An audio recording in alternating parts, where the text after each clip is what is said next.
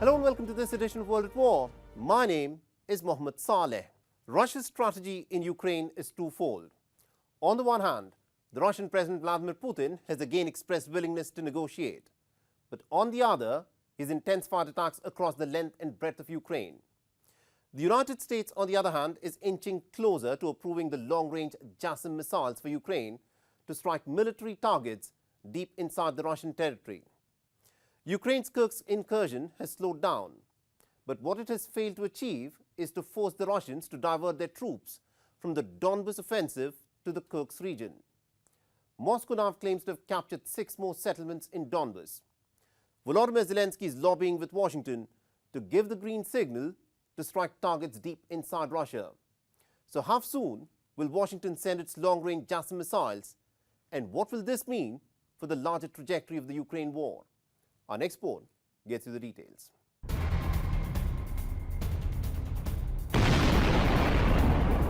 To fight a war while waiting for your allies to give clearance for the use of long-range weapons is a recipe for disaster. In this video, released by the Russian Defense Ministry, weapon warehouses where Kiev had reportedly stored its military hardware sent by its Western allies were bombed in precision strikes. In wave after wave of missile and drone strikes, the Russians this week have wreaked devastation across the Ukrainian front lines. Even cities as far west as Lviv have come under direct attack.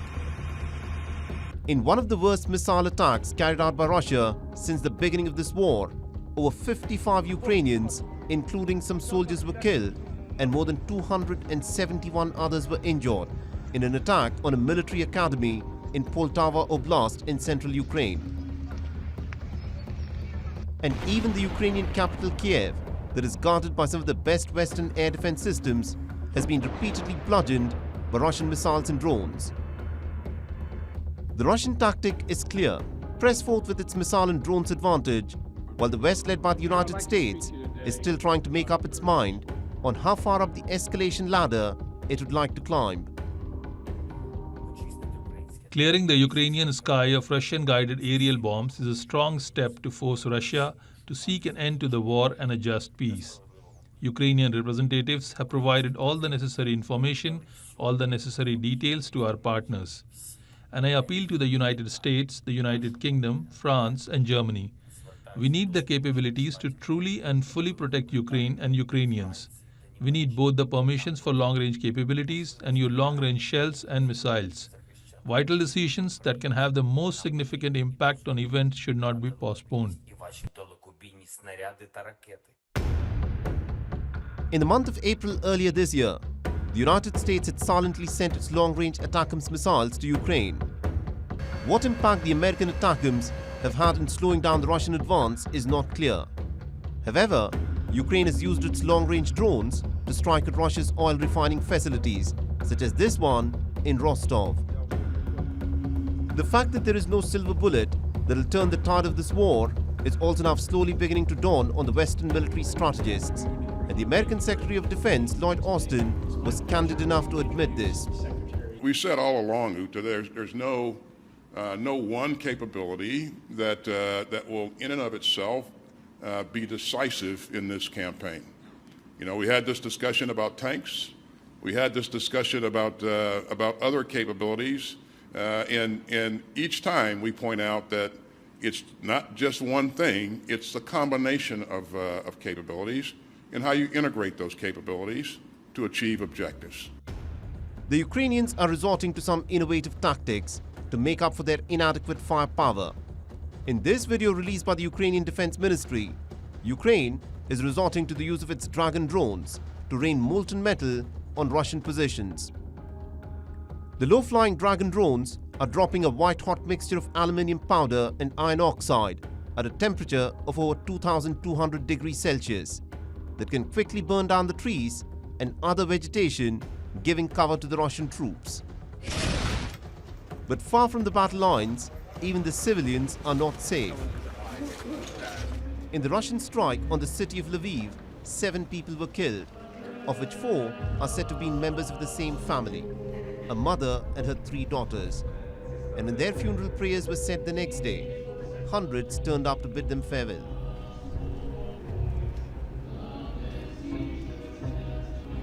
Without any idea of when this bloodshed would end.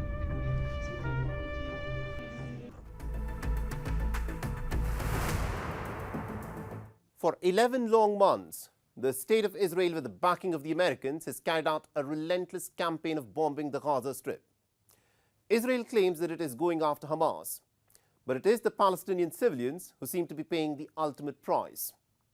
Almost 41,000 Palestinians are dead, incinerated by the bombs, or buried under the rubble of their own homes that have been bombed to smithereens.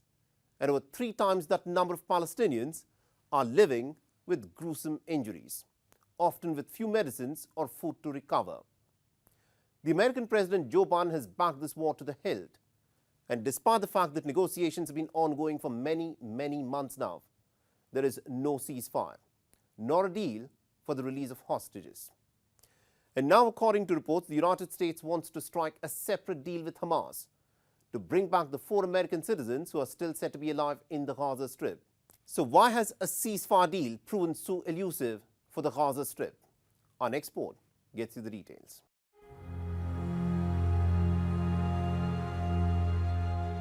What is happening with the Palestinians is apocalyptic.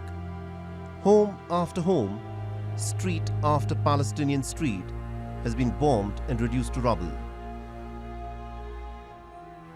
Over 80% of the Palestinians in the Gaza Strip before the beginning of this war were said to be refugees who had been expelled from their homes in the earlier Arab-Israeli wars. And now, almost the entire population of 2.2 million Palestinians in the Gaza Strip are living in tent camps again as refugees. Driven out from their homes with little food, no water, no fuel, and no electricity for 11 long months. And even these tent encampments are repeatedly bombed by Israel. This video is from the courtyard of the Al-Aqsa Hospital in Deir al-Balah. At least 5 Palestinians were killed in this one massacre, and dozens of others have sustained very grievous injuries. In the rest of the world, a new academic year has begun, and children are headed back to their schools.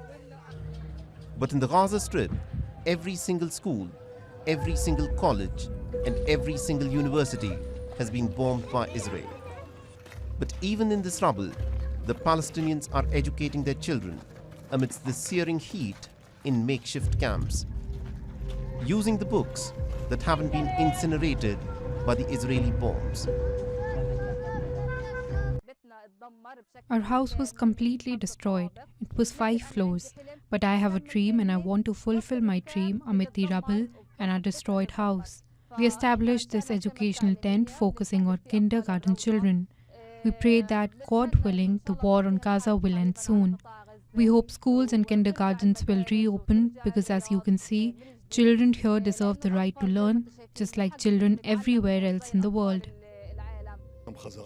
But no one quite really knows when there would be a ceasefire. The Americans who've been funding and arming Israel to the hilt in this war appear to have almost given up on the possibility of negotiations leading to a hostage deal. And apparently, Washington now wants to strike a separate deal with Hamas. From Israel's military leaders to the Mossad chief to now the United States of America, everyone has accused Benjamin Netanyahu of trying to sabotage a ceasefire and a hostage deal by bringing in new demands to agree to a deal with Hamas. But Netanyahu is now adamant about Israel wanting to retain control of the Philadelphi corridor. The axis of evil needs the Philadelphi corridor, and for that reason, we must control the Philadelphi corridor. Hamas insists for that reason that we not be there, and for that reason, I insist that we be there. Presence in the Philadelphi corridor is first and foremost a political strategic issue. We must set firm the fact that we are there. The fact is, for many years before the 7th of October attack, it was Netanyahu who had funneled millions of dollars to Hamas as a counterbalance to Fatah in the West Bank to scuttle a 2-state solution to the Israel-Palestine conflict. In Tel Aviv, the distraught family members of the hostages lit fires, held up placards and blamed Netanyahu for not doing enough to bring back the hostages. All the Israeli defense authorities suggested that it is okay to make the deal. However, the Israeli government decided to avoid the deal just to keep its rule, just to keep its ability to maintain the government, and this is completely wrong. But what no one really knows is when and under what conditions will Benjamin Netanyahu, who is also fighting for his political survival at this moment, will agree to a ceasefire and a hostage release deal.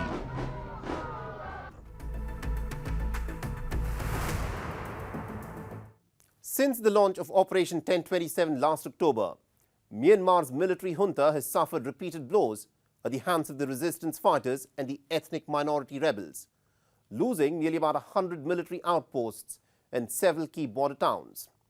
Myanmar's second largest city, Mandalay, has now emerged as a crucial target for the resistance fighters.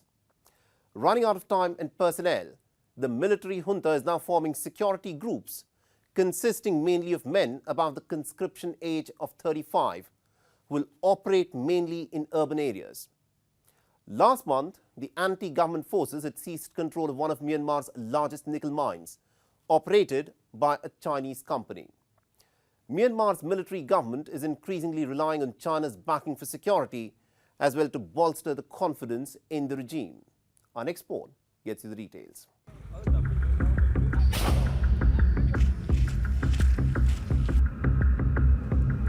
An alliance of three Myanmar ethnic minority groups, the Taong National Army, the Arakan Army, and the Myanmar National Democratic Alliance Army, collectively known as the Brotherhood Alliance, has launched coordinated attacks on the military since the 27th of October last year. People's Defence Forces, civilians who have taken up arms against the military, was set up in 2021 by the National Unity Government of elected politicians and activists after the military responded to mass protests with force. Reportedly, PDFs have encircled and penetrated the Mandalay city while continuing to attack surrounding junta positions. As speculation mounts that the city is on the brink of falling, the junta is scrambling to shore up its defenses. Experts are of the opinion that the Myanmar military, once considered the most powerful army in Southeast Asia, is at its most vulnerable in the past 60 years and is facing its sternest challenge. The last 33 days of fighting have shown us that. They've shown us that quite clearly. I mean, look how quickly the Northeastern Command has fallen. So I think that this in some ways sends a signal to all of the resistance actors in Myanmar. This military is very fragile. This military, its efforts to try to replenish itself have largely failed. Forced conscription has not proven to be effective. You've seen where there's been a lot of surrenders on the battlefield. Resistance on the part of military units on the ground is actually quite weak. The capture of Mandalay is crucial to maintain the revolution's momentum and renewed challenge to the junta rule. The second largest city is considered a hub for military operations in the central region and reinforcements and supplies for Upper Myanmar. But in order to capture Mandalay, resistance forces must first seize the junta's garrison town of Pinoluen, 74 kilometers east of Mandalay city, which houses the Defense Services academies and military training schools. The resistance movement has drawn people from all walks of life. Some of the youngsters are barely in their 20s, but their determination to overthrow the military regime is exemplary. The training is tougher and more tiring than I expected. I feel depressed sometimes, but I try to encourage myself with my determination to go through this hard training. We're encouraging each other to overcome that depression too. I don't regret the hardship. As the fighting moves closer to major cities, the Myanmar military on the 2nd of September designated 3 ethnic armed groups of the Brotherhood Alliance, who have made significant inroads into the junta-controlled areas as terrorist groups. But there has been no let-up in offensive by anti-government forces, putting a big question mark on general elections slated for 2025.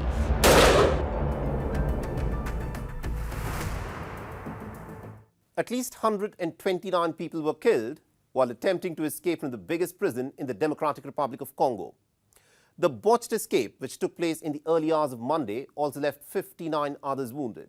The authorities, while claiming to have the situation under control, have released no figures as to how many inmates actually managed to escape or attempted to do so. The Congolese Justice Minister, Constant Mutamba, labelled the attack as a premeditated act of sabotage that was carried out with the intention of undermining efforts to improve the condition in prisons. Our next report gets you the details.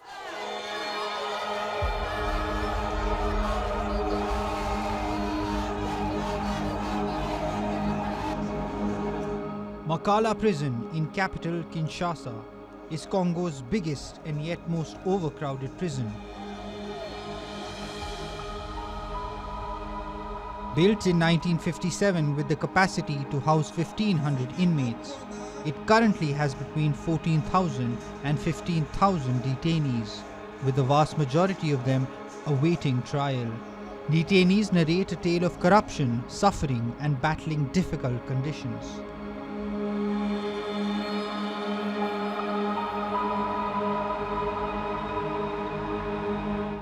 I have been detained here for a year without trial. The conditions are very difficult. The prisoners die every day. The people suffer here like you have no idea. The prisoners eat very badly and the ration of the prisoners are often diverted by the prison officials.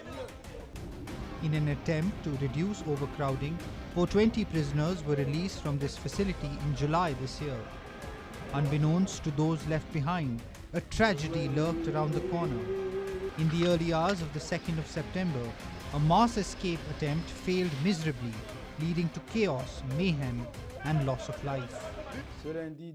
At around 2 a.m. on Monday, 2nd of September 2024, a mass escape attempt from Makala Central Prison resulted in the loss of human life and significant material damage. The provisional death toll stands at 129, 24 of whom were shot after warnings.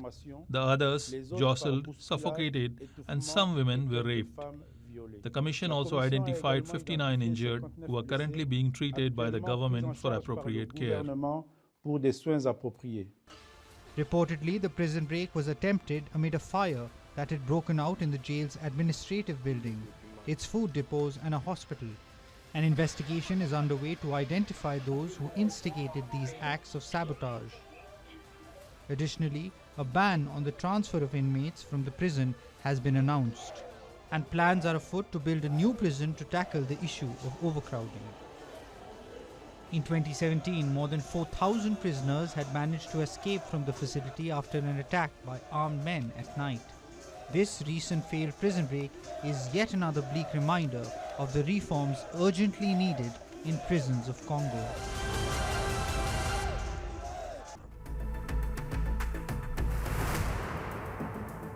A 14-year-old boy killed 4 people, including 2 students and 2 teachers, and wounded 9 others at his high school in the American state of Georgia on the 4th of September.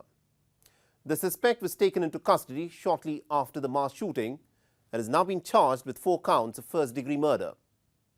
What is interesting is that his father has also been charged with involuntary manslaughter, second-degree murder, and child cruelty, and is accused of allowing his son to possess the AR-15 rifle.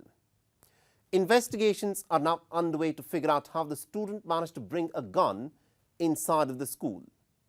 School shootings occur with a disturbing frequency in a country that is obsessed with guns in the United States. Our next report explores the gun violence epidemic that is tearing at America's soul.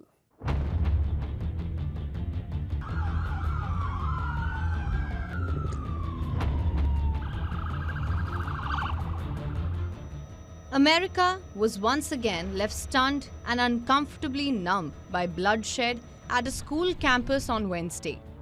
In the latest episode in America's gun violence crisis, 14-year-old Colt Cray, a student at Appalachian High School in Winder, 70 kilometers northeast of Atlanta, opened fire and shot dead 2 fellow students. Mason Shermahon and Christian Angulo, both 14 years old, and teachers Richard Aspinwall, 39, and Christina Ermi, 53 years old. Arrested by 2 officers on campus, Colt will be tried as an adult on murder charges. It is yet to be ascertained if Colt singled out specific people as targets. Unsuspecting students initially thought the incident was just another shooter drill, an exercise increasingly common in US schools.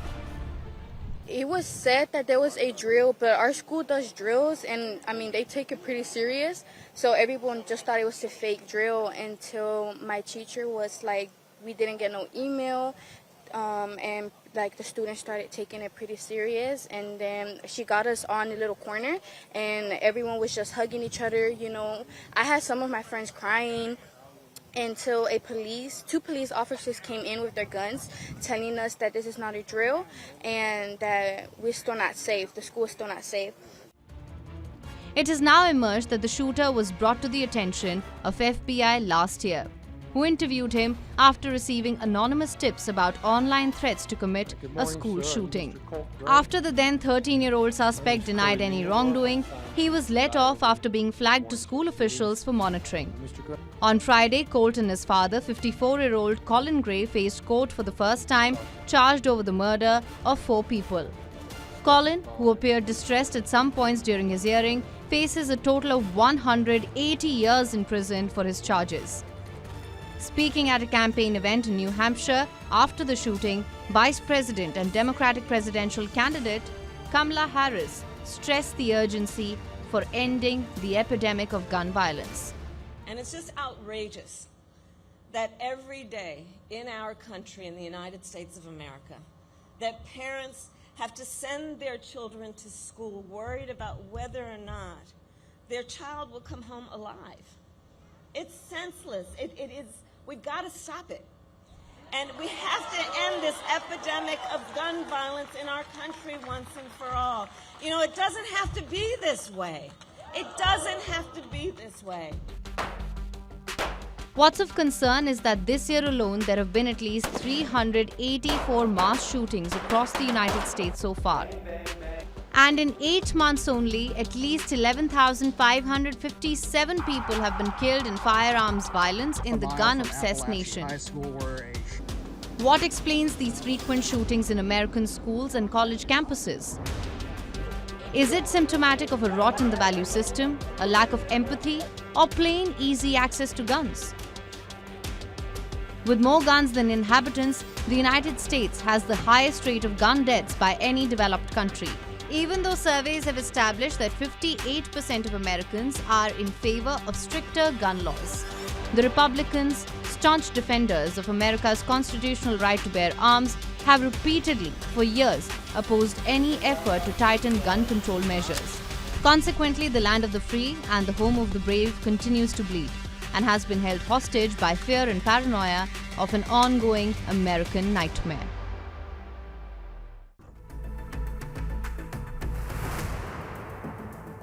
And with that is a wrap on this edition of World at War. And if you want to reach out to me with any comments, feedback or suggestions, please feel free to do so on the ID that you're seeing on your screens. I'm your host, Mohammed Saleh, and I'll see you again next week.